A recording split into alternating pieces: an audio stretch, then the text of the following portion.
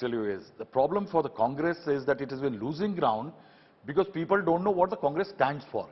I think today the Congress is indicating it does not know what it is fighting for. You see, even if the speech is concerned, if I'm a politician, you know, if you go back into the research that why Prime Minister has stopped making promises from the Red Fort. You know, you make a promise in Parliament, it's cast in stone. But when you make a promise from the Red Fort, it's cast in the skies. Right. It's there for everybody to see. Now, once you do that, now look at the 4 principal schemes launched by the Prime Minister from the ramparts of the Red Fort in his first speech.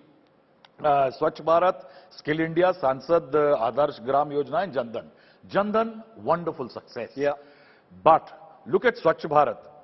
8-9 years after it was launched, today you have 19% of the household, as per the National Family Health Survey, 1921, still into open defecation.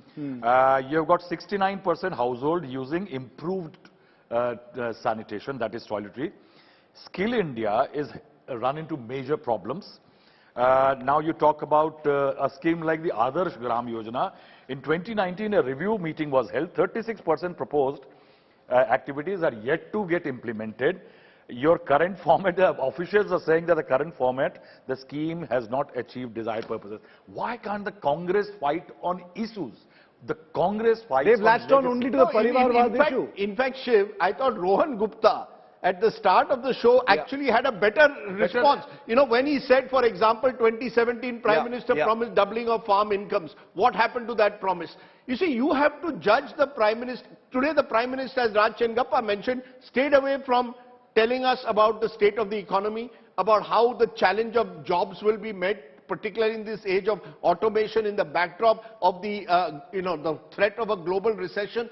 He didn't focus on the glass half empty at all. This was the Prime Minister being inspirational and aspirational, not looking at the darker corners that do exist in our society. Right. That's where the Congress can challenge and question him as the opposition of the country. You made a promise of doubling farm incomes. What happened to that? You made promises on Swachh Bharat. What happened to that? So you can challenge the Prime Minister on promises made from the same ramparts of Red Fort. But when you make the debate about democracy and Nehru, then I think the Congress is falling into the familiar trap of being seen as a party of Unfortunately, I think Sonia Gandhi's voice is going to drown out any, any voice of Rohan Gupta. But very quickly, very quick final comment, Rahul. Now look at what the Prime Minister has done. From the Red Fort, he has talked about Parivarwad.